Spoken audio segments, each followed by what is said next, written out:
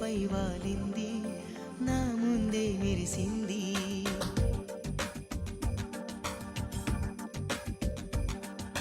నమ్మవేమో గాని అందాల యువరాణి, నేలపై వాలింది, నా ముందే మెరిసింది.